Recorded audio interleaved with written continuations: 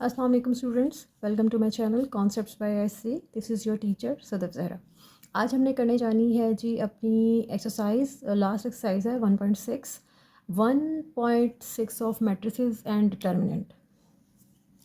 1.6 को सॉल्व करने से पहले जो चीज़ें हमें पता होनी चाहिए वो ये दो मेथड्स हैं। उसके क्वेश्चंस में पूछा गया है कि आपने इक्वेशंस को सॉल्व करना है मैट्रिक्स इन्वर्जन मेथड से और क्रैमर रूल से। उसके लिए पहले हमें पता होना चाहिए कि मैट्रिक्स इन्वर्जन मेथड क्या है और क्रैमर्स रूल है क्या। इसको कहा जाता है solution of simultaneous linear equations. Linear equation क्या होती है, क्वाड्रेटिक इक्वेशन क्या होती है, क्यूबिक इक्वेशन क्या होती है। लीनियर मतलब जहाँ पे वेरिएबल की हाईएस्ट पावर 1 बनती हो, एक्स दिया हुआ है, वाई दिया है, उसकी पावर 1 हो। क्वाड्रेटिक, क्वाड मतलब 2, क्यूबिक, क्यूब मतलब 3। जिस इक्वेशन के अंदर वेरिएबल की हाईएस्ट पावर 1 होती है उसको लीनियर इक्वेशन बोलते हैं। जिस इक्वेशन के अंदर वेरिएबल की हाईएस्ट पावर 2 होती है, यानी ऐसे हो एक्स का स्क्वायर प्लस समथिंग समथिंग, तो ये कहलाती है हमारी क्वाड्रेटिक इक्वेशन। और जिस इक्वेशन के अंदर वेरिएबल की हाईएस्ट पावर आ जाए 3, तो वो हमारी कहलाती है क्यूबिक इक्वेशन। यहाँ पे पावर एक्स यानी पावर 1 होती है, कुछ नहीं लिखा तो 1 है, प्लस समथिंग समथिंग होगा। Matrix inversion method, Cramer's rule, ये दोनों जो मेथड्स हैं वो सॉल्यूशन निकाल के बताते हैं साइमल्टेनियस लीनियर इक्वेशन। ओके जी, अब सबसे पहले हमने जो मेथड डिस्कस करना है वो है matrix inversion method. Matrix inversion method में क्या होगा, आपको दो इक्वेशंस दी होंगी। For example A X plus B Y equals M and C X plus D Y equals N. ठीक है, इसको हम लिख सकते हैं in the form of matrix A B C D into X Y and M N. Okay, अगर मैं इस इनको आपस में वापस, मैंने इनको मैट्रिसेस की फॉर्म में लिखा, अगर मैं इनको मल्टीप्लाई करूँ ये वापस यही फॉर्म बन जाएगी। करके बताती हूँ, ऐसे और ऐसे। ये आ जाएगा ए एक्स प्लस बी वाई, अगला कोई कॉलम है ही नहीं जो मल्टीप्लाई हो, इस कॉलम पे आ जाएंगे सी एक्स प्लस डी वाई। तो मैं इस चीज़ को ऐसे लिख सकती हूँ। ठीक है, ओके, मैंने इसको मैट्रिसेस की फॉर्म में लिख लिया। अब इस मैट्रिक्स को हम ए कंसीडर कर लेते हैं और इस मैट्रिक्स को हम एक्स कंसीडर करते हैं, और ये जो मैट्रिक्स होता है इसको हम बी कंसीडर करते हैं। हमें फाइंड करनी होती हैं वैल्यूज़ एक्स एंड वाई की। इसका मतलब है हमें फाइंड करना है मैट्रिक्स एक्स। ठीक है, एक्स यहीं पे रह गया, इसको मैं उठा के उधर ले गई, ये बन जाएगा ए का इन्वर्स इंटू बी। ओके, अब हमें ये पता है कि ए का इन्वर्स बराबर होता है adjoint of that matrix over determinant into B X. Okay हो गया।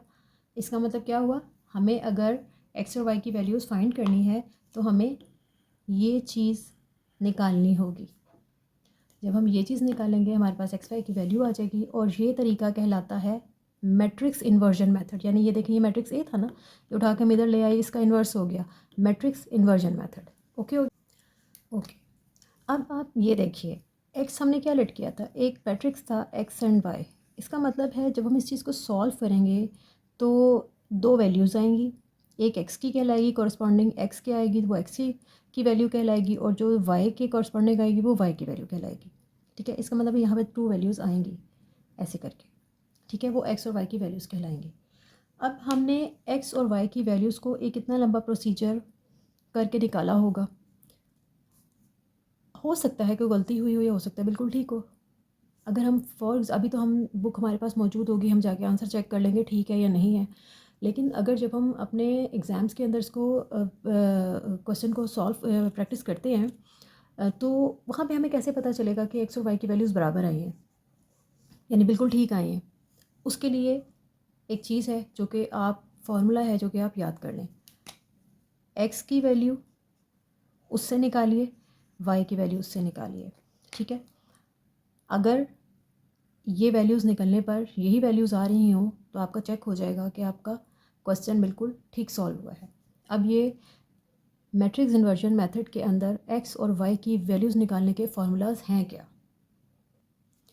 ओके जी, एक्स की वैल्यू निकालने के लिए जो फार्मूला आपको फॉलो करना पड़ेगा वो होगा D M minus B N whole divided by A D minus B C, और y की वैल्यू निकालने के लिए A N minus C M whole divide by A D minus B सी।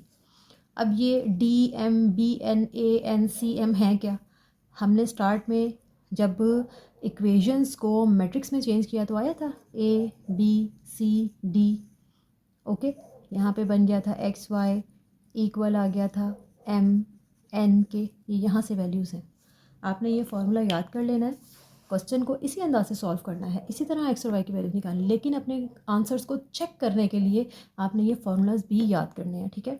ये है डी, ये है एम, बी एन चाहिए, ये है बी, ये है एन, और फिर A D minus B C, A D minus B C, ठीक है। नेक्स्ट आ रहा A N minus C M, और डिवाइड करना है A D minus B C, ठीक है। ये आपने अपने आंसर्स को चेक करने के लिए इन फॉर्मूलाज को भी जहन में रखना है। ओके हो गया। अब दूसरी चीज़, ये याद कैसे होगा? कोई मुश्किल चीज़ नहीं है, सिंपल। आपके पास ये एक्स के लिए जगह है, ये वाई के लिए आंसर निकालने के लिए जगह है। D M B N, D N minus B N, ये करना है आपको। और नीचे क्या लिखा हुआ है actually? Determinant of A D minus B C, ठीक है। नेक्स्ट चीज़ वाई का निकालना है, A N minus C M, ये वाले को A N minus C M, और नीचे वही डिटर्मिनेंट है A D minus B C. तो कोई मुश्किल भी नहीं है इसको याद करना, ठीक है। ओके जी, अब आता है नेक्स्ट चीज़ है जी हमारा क्रैमर्स रूल। क्रैमर्स रूल में हमें क्या करना है? सेम इसी तरह से साइमल्टेनियस इक्वेशंस होंगी, उनको आप इस फॉर्म में लिख सकते हैं। ये है हमारा मैट्रिक्स ए, ये है एक्स, और इसे हम कहेंगे बी। सेम चीज़, फ़र्क कहाँ पे आएगा? फ़र्क कहाँ पे आएगा? वो यहाँ पे आएगा कि क्रैमर्स रूल में एक्स की वैल्यू बराबर होती है determinant of A X divided by A का डिटर्मिनेंट। अब सवाल ये पैदा होता है, ए तो हमें पता है कि हमने इसको लेट कर लिया, ए है, ये ए एक्स क्या चीज़ है? ए एक्स क्या चीज़ है? ए एक्स क्या है? ए एक्स हमें फाइंड होगा रिप्लेसमेंट से। किस चीज़ के रिप्लेसमेंट से? ए एक्स कैसे निकालेंगे हम? फर्स्ट कॉलम को बी कॉलम से रिप्लेस करना है, फर्स्ट कॉलम को बी कॉलम से रिप्लेस करना है। मैं यहाँ पे लिख दूँगी एम एन, और ये चीज़ नहीं लिखूँगी, second column as it is लिख दूँगी बी एंड डी। ये है हमारा ए एक्स मैट्रिक्स बन जाएगा। इस मैट्रिक्स का हमने निकालना है डिटर्मिनेंट, इस मैट्रिक्स का, और ये हमारे पास ए मैट्रिक्स है, इसका डिटर्मिनेंट निकालना है। इसके डिटर्मिनेंट को एक्चुअल डिटर्मिनेंट के साथ, ए के डिटर्मिनेंट के साथ डिवाइड करना है। हमारे पास आंसर निकल आएगा जी एक्स का। इतनी बात क्लियर होगी। दूसरी चीज़ है वाई का आंसर, वो हम कैसे निकालेंगे? सेम यही तरीका फॉलो करेंगे। वाई का आंसर आता है क्रैमर्स रूल के through A Y over A determinant. अब ये ए वाई क्या है? पहले हमने एक्स के लिए हमने फर्स्ट कॉलम को रिप्लेस किया था बी से, वाई के लिए हम सेकंड कॉलम को रिप्लेस करेंगे बी से, ये वाला एज इट इज़ रहेगा। यानी ए वाई किसके बराबर होगा? सेकंड कॉलम को रिप्लेस करना है, सेकंड कॉलम की जगह पे मैं लिख दूंगी एम एन, फर्स्ट वाला एज इट इज़, ठीक है। ए वाई हो गया, सिंपल। इसका डिटर्मिनेंट निकालना है हमें, इट्स ए। इस मैट्रिक्स का डिटर्मिनेंट निकालेंगे, एक्चुअल मैट्रिक्स ए का डिटर्मिनेंट निकालेंगे, दोनों को डिवाइड करेंगे, वाई का आंसर निकल आएगा। इतनी बात क्लियर हो गई? ओके जी, ये था हमारा क्रैमर रूल्स। पहले बताया गया इन मैट्रिक्स इन्वर्जन मेथड।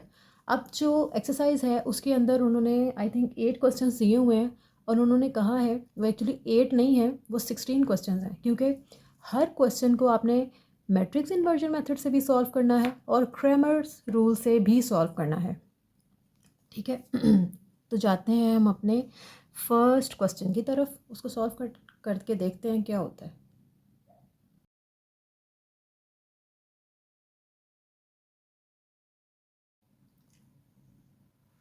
अस्सलाम वालेकुम students, welcome to my channel concepts by SZ। This is your teacher Sadaf Zahra. आज हम सॉल्व करने जा रहे हैं जी एक्सरसाइज 1.6। 1.6 में जितने भी क्वेश्चंस हैं उसने फर्स्ट क्वेश्चन है उसके अंदर जो उसने कहा पूछा गया है कि आप इन साइमल्टेनियस लीनियर इक्वेशंस के सॉल्यूशंस फाइंड कीजिए। फर्स्ट है जी मैट्रिक्स इन्वर्जन मेथड से और सेकंड द क्रैमर्स रूल। अब ये हमारे पास इक्वेशंस मौजूद हैं। मैट्रिक्स अगर आपने लेक्चर नंबर 6 को सुना है तो आपको सारी बातें इजीली समझ आ जाएंगी कि मैट्रिक्स इन्वर्जन मेथड क्या है, हम इस इक्वेशन को मैट्रिसेस में कैसे लेके जाएंगे और क्रैमर्स रूल क्या है, उसको उसमें जो सॉल्यूशन है वो कैसे निकाला जाता है। इक्वेशंस का सॉल्यूशन फाइंड करने का मकसद यही होता है कि इनके वेरिएबल्स की वैल्यूज़ फाइंड करें आप, यानी एक्स एंड वाई की हमें वैल्यू फाइंड करनी है। ठीक है, सबसे पहले हम करने जा रहे हैं जी matrix inversion method. Matrix inversion method में क्या करेंगे हम, पहले हम इनको लेके जाएंगे मैट्रिसेस की फॉर्म में, यानी मैं इसको ऐसे लिख सकती हूँ 2 3 -2 एंड 2। ठीक है जी, फिर मैं लिख सकती हूँ XY और फिर मैं लिख सकती हूँ 4 एंड 6। ओके हो गया। ये होता है हमारा ए मैट्रिक्स, इसको कहते हैं एक्स मैट्रिक्स, ये होता है हमारा बी मैट्रिक्स। एक्स को हमें फाइंड करना है, इसे हम उठा के उधर ले जाएंगे, बन जाएगा ए का इन्वर्स इंटू बी। ओके जी, इस अब हमें पता है कि ए का इन्वर्स हम किसी मैट्रिक्स का कैसे फाइंड करते हैं, adjoint of that matrix divided by its determinant into B. Okay हो गया। नेक्स्ट हमें क्या करना है, हमें सिंपल, ये हमारा मैट्रिक्स ए है, इसका हमें पहले एडजॉइंट फाइंड करना है, देन इसका डिटर्मिनेंट फाइंड करना है, फिर फार्मूला के अंदर हमें अपनी वैल्यूज़ को पुट करना है। अब हमारे पास मैट्रिक्स हमारा ए जो है इट इज़ 2 -2 3 एंड 2। ठीक है, एडजॉइंट ऑफ ए क्या हो जाएगा, एडजॉइंट ऑफ ए हो जाएगा जी, हमारे पास इन दोनों की जगह बदलनी है, इन दोनों के साइन बदलने हैं, ये हो जाएगा 2, ये हो जाएगा -3। अब है जी नेक्स्ट चीज़ हमारे पास ए का डिटर्मिनेंट। तो ए का डिटर्मिनेंट हमें कैसे फाइंड करना है, हम लिखेंगे 2 -2 एक्चुअल मैट्रिक्स को 3 एंड 2, इन दोनों को मल्टीप्लाई करेंगे 2 × 2 माइनस इन दोनों की इन दोनों एंटिटीज़ का प्रोडक्ट, ये आ गया 4 minus minus plus 3 to the 6, 6 और 4 6 और 4 हो गया 10। ओके जी, डिटर्मिनेंट हमारे पास आ चुका है 10। हमें अपने इस फॉर्मूला के अंदर वैल्यूज़ को पुट करना है, कैसे करेंगे, हम लिखेंगे जी x is equals to adjoint of A ये है, डिटर्मिनेंट हमारे पास ये है, हम लिखेंगे 2 2 -3 एंड 2 होल डिवाइडेड बाय 10 और इधर आ जाएगा हमारा बी मैट्रिक्स जो कि था 4 एंड 6। ओके हो गया। मैं इस चीज़ को ऐसे लिख सकती हूँ 1/10 2 2 -3 2 इंटू 4 एंड 6, कोई फ़र्क तो नहीं पड़ता। ठीक है, लेकिन इससे होगा क्या, इससे हमारा काम आसान हो जाएगा, बजाय इसके कि मैं पहले इसको डिवाइड करूँ फिर इधर मल्टीप्लाई करूँ, पहले हम इन दोनों मैट्रिसेस को मल्टीप्लाई कर लेते हैं, सिंपल सा प्रोडक्ट निकल आएगा और फिर हम हर एंटिटी को 10 के साथ डिवाइड कर देंगे, वो ईजी हो जाएगा हमें सॉल्व करने के लिए। ओके हो गया जी। अब हमें करना क्या है, ये आ गया हमारे पास, सबसे पहले इस 1/10 को तो एज इट इज़ लिखा रहने दें आप, यहाँ पे इसकी प्रोडक्ट निकालते हैं। क्या करते हैं, हम इस रो को इस मैट्रिक्स इस कॉलम के साथ मल्टीप्लाई करेंगे, आ जाएगा 2 × 4 प्लस 2 × 6। ठीक है, अब इस वाली रो को कॉलम के साथ मल्टीप्लाई करेंगे, हमारे पास आ जाएगा -3 × 4 और प्लस 2 × 6। हो गया जी। 1/10 एज इट इज़ लिखते हैं, इसको सॉल्व करते हैं, क्या आता है 4 to the 8 + 6 to the 12 -3 for the 12 and plus 6 to the 12। Okay हो गया। अब क्या होगा, ये 1/10 फिर से एज इट इज़, ऊपर क्या बन जाएगा 20 और ये दोनों तो कैंसिल आउट हो गए 0।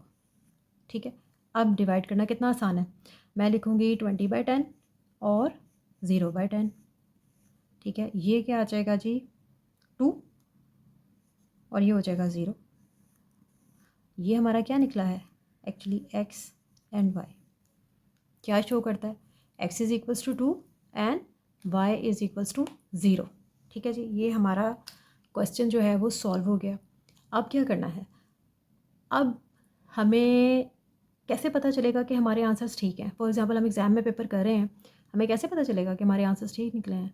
उसके लिए मैंने आपको बताया था कि एक्स और वाई के लिए आपको फार्मूला याद करना है ताकि आप अपने आंसर की वेरिफिकेशन कर सकें। ठीक है, उसमें मैट्रिक्स इन्वर्जन मेथड में एक्स का फार्मूला क्या था, वाई का फार्मूला क्या था, वो हम लिखेंगे और फिर उस लिहाज से हम कंपेयर करके अपने मैट्रिक्स को उनमें वैल्यूज़ पुट करेंगे। हमारी वेरिफिकेशन होगी तो x 2 आना चाहिए और y 0 आना चाहिए। ठीक है,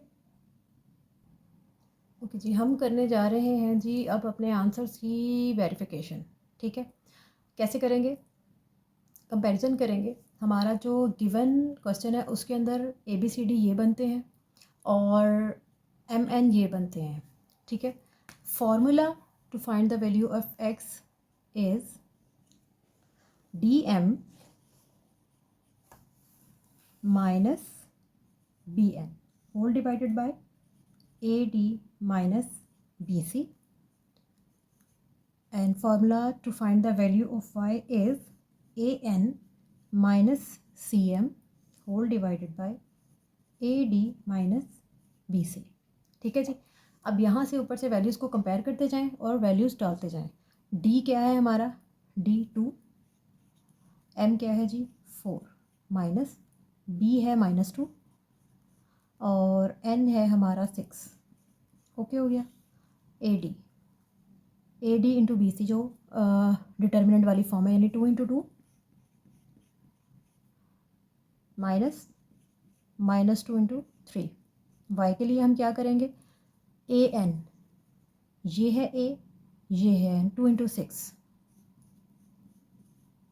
okay, minus C M, C यानी 3 और एम है 4, 3 × 4। ओके हो गया। नीचे हमारा वही डिटर्मिनेंट वाली फॉर्म आ जाएगी, 2 × 2 -2 × 3। ठीक है, ये हमारा y आ रहा है, ये हमारा x आ रहा है। अब हमने करना है चीज़ को सॉल्व। ऊपर आ जाएगा हमारे पास x में, ये बन गया 8 minus minus plus 6 to the 12। ठीक है, नीचे आ जाएगा 2 to the 4 minus minus plus 3 to the 6। Okay, पहले इसको सॉल्व कर लें। 8 + 12 हो जाएगा 20 और ये बन जाएगा हमारे पास 10। आंसर क्या आया 2। हमने जो उधर निकाला था वहाँ पे भी x इज़ = 2 आया था। ठीक है, y को फाइंड करते हैं। y क्या आ जाएगा, 6 × 2 हो गया हमारे पास 12 माइनस 3 × 4 12 होल डिवाइडेड बाय, ये बन गया 4 प्लस माइनस माइनस 2 3 6 -12 ऊपर हो गया 0, नीचे आ गया 10। ये y की वैल्यू निकाल रहे हैं हम, सो y इज़ इक्वल्स टू 0। हमारे आंसर्स में भी यही निकला था कि x is equals to and y is equals to 0। So verify हो गया, हमें कोई ज़रूरत नहीं पीछे आंसर चेक करने की, हमें पता चल गया कि हमारा क्वेश्चन बिल्कुल ठीक है। अब इसी क्वेश्चन को हमने सॉल्व करना है क्रैमर्स रूल में के साथ। ठीक है, आंसर्स यही निकलेंगे, x is equals to 2, y is equals to 0, लेकिन मेथड चेंज हो जाएगा। सो अब इसको हम सॉल्व करते हैं वाया क्रैमर्स रूल। ओके जी, वही है हमारा क्वेश्चन नंबर 1, वही पार्ट 1, वही क्वेश्चन है। अब इसको हमने सॉल्व करना है via Cramer's rule. Cramer's rule से पहले तो हम वही अपने मैट्रिसेस ही बनाएंगे। लिखेंगे हम 2 3 -2 एंड 2, इधर आ जाएगा x y और ये आ जाएगा 4 and 6। Cramer's rule, Cramer's rule के अंदर हमारा जो x होता है वो बराबर होता है ए एक्स का डिटर्मिनेंट ओवर ए का डिटर्मिनेंट एंड y बराबर होता है ए वाई का डिटर्मिनेंट ओवर ए का डिटर्मिनेंट। अब ये ए एक्स और ए वाई हमें निकालने हैं और फिर हमें ए का डिटर्मिनेंट चाहिए होगा, तो हम निकालते हैं जी A X and A Y. A X क्या होगा, सबसे पहले हम लिख लेते हैं, बाद में वैल्यूज़ डालेंगे। ए एक्स पहले बना लेते हैं। ए एक्स है हमारे पास, क्या करना होता है हमने एक्स की वैल्यू फाइंड करने के लिए फ़र्स्ट कॉलम को इसके साथ रिप्लेस करना है, यानी मैं फ़र्स्ट कॉलम की जगह पे लिखूँगी 4 6, वो वाली वैल्यूज़ एज इट इज़ आ जाएंगी। ये हो गया हमारा ए एक्स एंड नेक्स्ट चीज़ है ए वाई। क्या होगा, ए वाई में हमने सेकंड कॉलम को रिप्लेस करना होता है इसके साथ, यानी मैं 2 3 एज इट इज़ लिखूँगी और यहाँ पे आ जाएगा 4 और 6। ठीक हो गया, बस ये हमारे पास आ गए हैं। इनके डिटर्मिनेंट फाइंड करने हैं। एक्चुअल मैट्रिक्स ए जो ये है इसका डिटर्मिनेंट फाइंड करना है। चाहो तो आप यहाँ पे अपने आपको याद रखने के लिए आप लिख भी लेंगे actually A is equals to 2 -2 3 and 2। ठीक है, अब हमें इन सब के डिटर्मिनेंट फाइंड करने हैं और फिर जाके अपने फॉर्मूलाज के अंदर उसकी वैल्यूज़ डालनी है। ओके जी, पहले मैं निकालने लगी हूँ ए का डिटर्मिनेंट। ठीक है, ए का डिटर्मिनेंट क्या आएगा, इसको इस फॉर्म में लिखेंगे -2 3 एंड 2।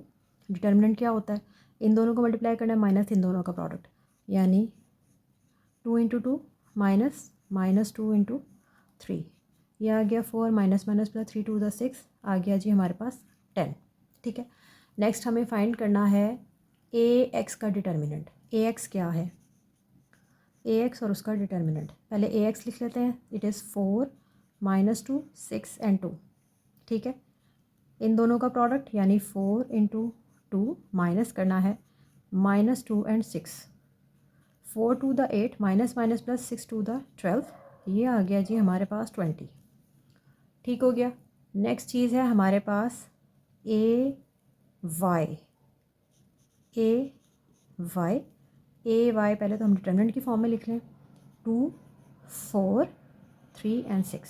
ठीक है, अब हम इसका डिटर्मिनेंट निकाल लेते हैं। डिटर्मिनेंट निकालने के लिए हमें क्या करना पड़ेगा 2 × 6 2 × 6 -4 × 3, ये हो गया 6 2 द 12 -4 3 द 12, माइनस में कैंसिल हो गई, ये आ गया 0। ए डिटर्मिनेंट भी मौजूद है, ए एक्स का डिटर्मिनेंट भी मौजूद है, ए वाई का डिटर्मिनेंट भी मौजूद है। सिंपल सिंपल सिंपल अपनी वैल्यूज़ फार्मूलाज में जाके पुट कर देनी है हमने। अच्छा जी, हमारे पास हमारा ए का डिटर्मिनेंट था 10, ए एक्स का डिटर्मिनेंट था 20 एंड ए वाई का डिटर्मिनेंट था 0। अब हमें पता है कि एक्स होता है ए एक्स का डिटर्मिनेंट डिवाइडेड बाय ए का डिटर्मिनेंट। ठीक है, ए एक्स की वैल्यू क्या है 20 और ए क्या है 10, हमारे पास आ गया 2। ठीक है, इस तरह हमारा वाई फाइंड हो जाएगा। वाई आ जाएगा ए वाई ओवर ए का डिटर्मिनेंट वो है 0/10, ये आ जाएगा हमारे पास 0। ठीक है, तो हमारे पास क्या आ गया X and Y equals to 2 and 0।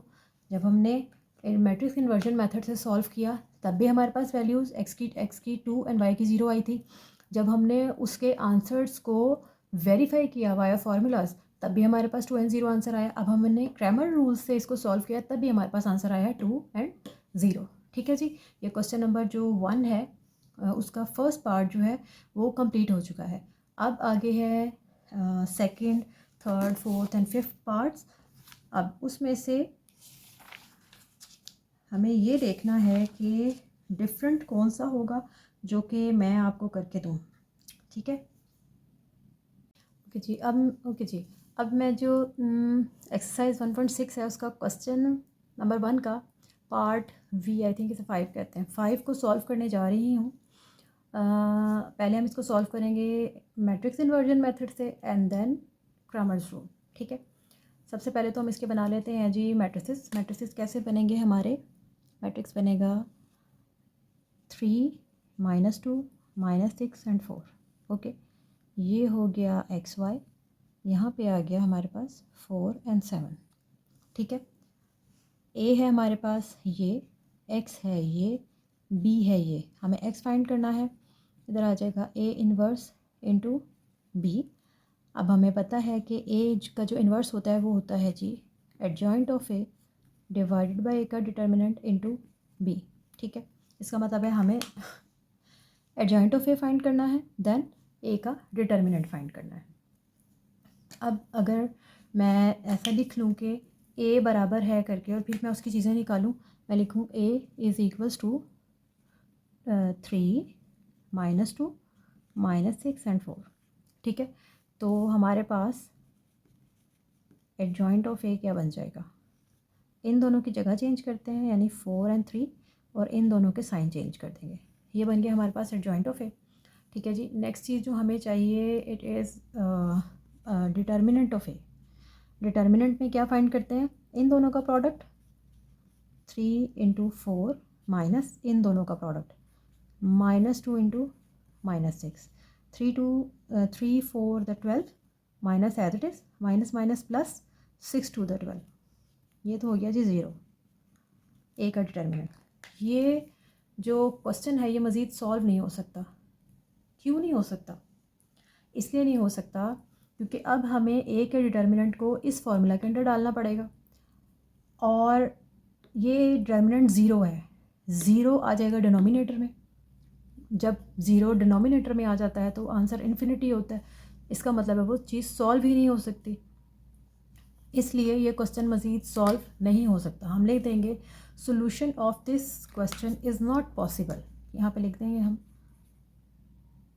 Solution of this question is not possible. ठीक है जी, क्यों पॉसिबल नहीं है हमने वजह भी बता दी। अच्छा, ये डिटर्मिनेंट 0 आया, इसका क्या मतलब है? इसका मतलब है कि वो जो हमारा मैट्रिक्स ए था वो एक सिंगुलर मैट्रिक्स है। सिंगुलर मैट्रिक्स का डिटर्मिनेंट 0 आता है, और फिर उसका हमें जो है हम इन्वर्स नहीं फाइंड कर सकते हैं, और इन्वर्स पॉसिबल नहीं होता। जब इन्वर्स इसका पॉसिबल नहीं होगा तो बी के साथ प्रोडक्ट नहीं निकल सकता, प्रोडक्ट नहीं निकलेगा तो एक्स एंड वाई की वैल्यूज़ भी नहीं आ सकती। इसका मतलब है इसका सोल्यूशन नहीं हो सकता। अब दूसरी चीज़ है क्रैमर्स रूल। क्या क्रैमर्स रूल के थ्रू हम इसको सॉल्व कर पाएंगे? नहीं। क्यों? क्योंकि क्रैमर्स रूल के अंदर भी आपको अगर याद हो तो हमें क्या करना पड़ता है, क्रैमर्स रूल में हमें एक्स की वैल्यू फाइंड करने के लिए लेना होता है ए एक्स का डिटर्मिनेंट ओवर ए का डिटर्मिनेंट, और वाई की वैल्यू फाइंड करने के लिए हमें लेना होता है ए वाई का डिटर्मिनेंट ओवर ए का डिटर्मिनेंट। अब जब ए का डिटर्मिनेंट ही 0 आ रहा है और फिर वही बात कि वो 0 डिनोमिनेटर में आएगा तो जवाब इन्फिनिटी होगा। इसका मतलब है हम क्रैमर्स रूल के थ्रू भी इसको इनके आंसर्स नहीं निकाल सकते। एक्चुअली हम यहीं पे इस सोल्यूशन को कह देंगे solution of this question is not possible. ना ये लग सकता है ना ही क्रैमर्स रूल रख सकता है। अब एक बात, अगर कोई ऐसा क्वेश्चन आ जाए आपके पेपर में, अव्वल तो ये बहुत ही छोटा सा सोल्यूशन है, आप निकाल के जजमेंट कर लेंगे कि सॉल्व होगा या नहीं होगा। मैंने ये क्वेश्चन क्यों सॉल्व किया? मैं आपको हर क्वेश्चन नहीं सॉल्व करके देती, ऐसा ही है। मैं चंद क्वेश्चंस को सॉल्व करती हूँ, या कोई किसी चीज़ से डिफरेंट हो तो मैं उसको सॉल्व करके देती हूँ। मैंने इसको क्यों चाहा कि मैं इसको सॉल्व करके बताऊँ आपको, यही वजह थी इसके अंदर कि इसने सॉल्व ही नहीं होना था। क्यों सॉल्व नहीं होना था? मुझे कैसे पता चला कि इसने सॉल्व नहीं होना था? मैंने यहाँ इस क्वेश्चन में से अंदाज़ा लगाया। हमारे पास ए डिटर्मिनेंट बनता है इनके ये कोफिशिएंट्स, ठीक है। ए मैट्रिक्स जो बनता है वो ये कोफिशिएंट्स बनते हैं, ठीक है।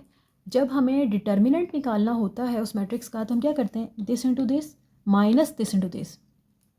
मैंने देखा 3 × 4 12 होता है, 6 × 2 भी 12 होता है। माइनस का साइन आएगा, ये दोनों माइनस माइनस प्लस हो जाएंगे, इससे बनेगा +12, इससे भी बनेगा +12, और दरमियान में माइनस आ रहा होगा, 12 - 12 हो जाएगा 0। मैंने यहाँ से जज किया था कि यहाँ इस मैट्रिक्स का जो डिटर्मिनेंट है वो 0 आएगा और इसका सोल्यूशन वो पॉसिबल नहीं हो पाएगा, ठीक है। इस वजह से मैंने इस क्वेश्चन को सिलेक्ट किया कि मैं इसे आपको करके दिखाऊं कि जब किसी का सोल्यूशन ही पॉसिबल नहीं होता तो हम उसके साथ क्या करेंगे। बाकी तमाम क्वेश्चंस बिल्कुल इसी तरह से सॉल्व होंगे और सबके आंसर्स निकलेंगे। आप उनको ख़ुद ट्राई कीजिए, क्योंकि आप ख़ुद ट्राई नहीं करेंगे कभी भी समझ नहीं आएगी। कभी भी आप चीज़ को समझ ही नहीं सकते मैथ्स में अगर आप उसको अपने हाथ से सॉल्व नहीं करते। आप जितना हाथ से सॉल्व करेंगे, अपनी जितनी प्रैक्टिस करेंगे, आपको उतनी अच्छी अंदाज से समझ भी आएगी और आपके क्वेश्चन को सॉल्व करने की अंडरस्टैंडिंग भी बढ़ेगी और स्पीड भी बढ़ेगी। पेपर में हमें टाइम लिमिट होती है, हम किसी क्वेश्चन को आधा घंटा नहीं दे सकते, हम उसको सोचते रहें। हर क्वेश्चन का एक लिमिटेड टाइम होता है, हमें उस टाइम से भी कम टाइम में उसको सॉल्व करना है, क्योंकि हमने अपने पेपर को चेक भी करना होता है कि हमसे कहीं भी गलती तो नहीं हो गई। तो जो एक्चुअल टाइम इस क्वेश्चन का बनता है, हमें उससे भी कम टाइम में उसको सॉल्व करना होता है। वो कैसे हो सकता है? जब तक आपकी प्रैक्टिस नहीं होगी। आप उस वक्त बैठ के चीज़ों को सोचोगे नहीं कि ये क्या था, ये फार्मूला क्या था, ये कैसे जाना था। ये प्रैक्टिस आपको बताएगी। जस्ट हाथ चलता रहता है, करो करो करो, आगे बढ़ो, ऐसे होना है, ये ऐसे होना है। सोचने का टाइम नहीं होता वहाँ पे, ठीक है। तो मैथ्स का मतलब ही प्रैक्टिस है। आप प्रैक्टिस करें, ख़ुद क्वेश्चंस को सॉल्व करें। हाँ, कोई प्रॉब्लम होती है, आप मुझे कमेंट करें कि ये चीज़ यहाँ से सॉल्व नहीं हुई है, ये प्रॉब्लम आ रही है, या कोई बात नहीं समझ आती, वो आप मुझे कमेंट करें, मुझे बताइए। इंशाल्लाह ताला आपकी उस प्रॉब्लम को ज़रूर सॉल्व करूँगी। ओके जी, इसी इसी लेक्चर के अंदर हम कवर करने जा रहे हैं अपनी रिव्यू एक्सरसाइज को भी, चैप्टर 1 की रिव्यू एक्सरसाइज को। रिव्यू एक्सरसाइज के जो क्वेश्चंस हैं, जो इससे पहले क्वेश्चन सारे एमसीक्यूज़ हैं जो कि आपके ऑब्जेक्टिव टाइप से रिलेटेड है। सब्जेक्टिव के जो क्वेश्चंस आए हुए हैं उसके अंदर ये क्वेश्चन नंबर 3 है। क्वेश्चन नंबर 3 में कहता है, इफ़ एक मैट्रिक्स ये बताया हुआ है और दूसरा मैट्रिक्स ये है, इक्वलिटी है दोनों के दरमियान में, आपने फाइंड करनी है वैल्यूज़ ए और बी की। ये क्वेश्चन बिल्कुल सिमिलर है एक्सरसाइज 1.1 के क्वेश्चन नंबर 3 की तरह। मैट्रिक्स इक्वलिटी है, आपने हर कॉरस्पॉन्डिंग एंटिटी को एक दूसरे के इक्वल रखना। a + 3 को इक्वल रखना -3 के, 4 को 4 के, 6 को 6 के, एंड b - 1 = 2। आपने इस एंट्री को इसके बराबर रखना है, b - 1 को इसके बराबर रखना है। दो इक्वेशंस बनेंगी, आपने उनको सॉल्व करना है। वहाँ से a और b की आपने सिंपल वैल्यूज़ फाइंड करनी है। आप ख़ुद करेंगे ये क्वेश्चन, आइडिया मैंने दे दिया है किस तरह से सॉल्व होगा। क्वेश्चन नंबर 4 पर आते हैं। ए मैट्रिक्स दिया है, बी दिया हुआ है, फाइंड द फॉलोइंग। क्या है ये फॉलोइंग? सिंपल, जैसे जैसे आपको डायरेक्शंस दी गई हैं आप उसी तरह से इसको सॉल्व कीजिए। 2a फाइंड करें, 3b फाइंड करें, दोनों को ऐड कर दें। -3a फाइंड करें प्लस और 2b फाइंड करें, दोनों को ऐड कर दें। सिंपल, जिस तरह से आपको बताया है, पूरा चैप्टर हम सॉल्व कर चुके हैं। आपको ये सब चीज़ें अब नॉर्मल होनी चाहिए। सिर्फ हल्का सा आपको बताया जाए कि इस तरह से करना और आप उसको सॉल्व कर लें। सिंपल, आपने जिस तरह से इनको सॉल्व करने को मांगा गया है, आप ऐसे वैसे उसको सॉल्व कर दें। सिंपल है, कोई मुश्किल काम नहीं है, ना ही कोई ऐसा काम है कि मुझे करवाना चाहिए। अब है जी हमारे पास क्वेश्चन नंबर 5। क्वेश्चन नंबर 5 में कहता है, find the value of x if this matrix plus x is equal to this. अब यहाँ पे क्या करना होगा, हमें वैल्यू फाइंड करनी है x की, ठीक है। ये बिल्कुल ऐसे ही है जैसे हम कुछ लिखें, a plus x is equals to b। हमें x की वैल्यू निकालनी है, क्या करेंगे, b ये उधर जाके माइनस का हो जाएगा। सिंपल यही काम करना है इधर भी, ठीक है। यहाँ पे आप इसको a मैट्रिक्स लेट कर लें, इसको b कह दें, या आप ना भी कहें। सिंपल, जिस तरह इक्वेशंस को सॉल्व किया जाता है, आपको x की वैल्यू फाइंड करनी है, इस मैट्रिक्स को उठा के आप इधर लें, this matrix minus this matrix. Simple, minus कैसे करते हैं, कॉरस्पॉन्डिंग एंटिटीज़ को एक दूसरे में से माइनस कर देते हैं। 4 में से आप माइनस करेंगे 2 को, -2 में से माइनस करेंगे 1 को, -1 में से माइनस करेंगे 3 को, और -2 में से माइनस करेंगे -3 को, ठीक है। अब बात ये जहन में रखनी है, ये मैट्रिक्स उधर जा रहा है, लिहाजा आप इसे लिख के इसे माइनस नहीं करेंगे, इसमें से माइनस होगा ये मैट्रिक्स, ठीक है। अमूमन बच्चे इस बार इस चीज़ को लेके शिफ्टिंग को गलत कर जाते हैं, ठीक है, वो क्वेश्चन गलत हो जाएगा। ये उधर जाएगा तो this matrix minus this matrix, और जो भी आंसर निकलेगा वो आपको एक्स मैट्रिक्स निकल आएगा। ओके हो गया, कोई मुश्किल काम नहीं है, खुद कीजिए। नेक्स्ट चीज़ है जी question number 6, if A is equals to this and B then proof that A B is not equals to B. Simple, हमारा कम्यूटेटिव लॉ ऑफ मल्टीप्लिकेशन जो यही है कि ए बी और बी ए का प्रोडक्ट बराबर नहीं होता है। ये हमने सिंपल, आपको ए और बी का प्रोडक्ट निकालना है, देन आपको बी और ए का प्रोडक्ट निकालना, उन दोनों के आंसर्स नहीं बराबर आने चाहिए और ना ही आएंगे। सिंपल आपको ये छोटी सी वेरिफिकेशन करनी है। अगली चीज़ है जी, if A is equals to this and B is equals, and verify this and this. अब ये जो पार्ट है ये बिल्कुल एक्सरसाइज 1.4 के क्वेश्चन नंबर 6 का फर्स्ट पार्ट है, जो कि मैंने क्वेश्चन नंबर 6 को कम्प्लीटली सॉल्व किया हुआ है। ये क्वेश्चन बिल्कुल इसी तरह से उसके फर्स्ट पार्ट की तरह से सॉल्व होगा। नेक्स्ट में कहता है कि ये चीज़ आप फाइंड कीजिए क्या है। ये पार्ट एक्सरसाइज 1.5 के क्वेश्चन नंबर 6 1.5 के क्वेश्चन नंबर 6 के फर्स्ट पार्ट जैसा है। वहाँ पे 1.5 का ये क्वेश्चन नंबर 6 कम्प्लीटली सॉल्व करके बताया हुआ है। अब वहाँ पे जाके देखें ये कैसे सॉल्व हुआ है। बिल्कुल इस तरह, सिर्फ वैल्यूज़ चेंज होंगी, सेम प्रोसीजर फॉलो करना है आपने, और आपने इस चीज़ को फाइंड कर लेना है। कोई ज़रूरी नहीं है कि मैं इसके ऊपर एक वीडियो बनाऊँ और आपका टाइम वेस्ट करूँ। सिंपल आप ख़ुद प्रैक्टिस कीजिए, प्रोसीजर आप वहाँ से देखिए। अव्वल तो हम इस वक्त रिव्यू पर काम कर रहे हैं। रिव्यू पर आने का मतलब ये है कि हम पूरा चैप्टर कर चुके। जब पूरा चैप्टर हम कर चुके, इसका क्या मतलब है, हमें पता होना चाहिए ए बी क्या है, उसका इन्वर्स क्या है, बी का इन्वर्स क्या है, ए का इन्वर्स क्या है, उनका प्रोडक्ट क्या है। हमें पता होना चाहिए ए बी क्या है, फिर उसका ट्रांसपोज क्या है, बी का ट्रांसपोज क्या है, ए का ट्रांसपोज क्या है, उन ट्रांसपोजेस की प्रोडक्ट क्या है। ये बातें अब सिखाने की नहीं है, जस्ट प्रैक्टिस करने की हैं। ओके, तो इन सब चीज़ों को आप ख़ुद प्रैक्टिस कीजिए। मकसद सिर्फ था डिस्कस करना क्वेश्चन को, कि कोई चीज़ ऐसी नहीं है जो कि ना की गई हो, जो ना प्रैक्टिस करवाई गई हो। ठीक है, सो अब ये वाले जो रिव्यू के क्वेश्चंस हैं वो आप खुद सॉल्व कीजिए। आंसर्स पीछे मौजूद हैं, आपकी खुद ही वेरिफिकेशन हो जाएगी क्वेश्चन ठीक हुआ या नहीं हुआ। कोई कैलकुलेशन में गलती हो आप दोबारा से कीजिए, तो नो प्रॉब्लम एट ऑल। ठीक है, थैंक यू सो मच, दुआओं में याद रखिएगा। अब आपका जो चैप्टर 1 है मैट्रिसेस एंड डिटरमिनेंट, वो कंप्लीट हो चुका है विद रिव्यू। ठीक है जी, खुदा हाफिज़।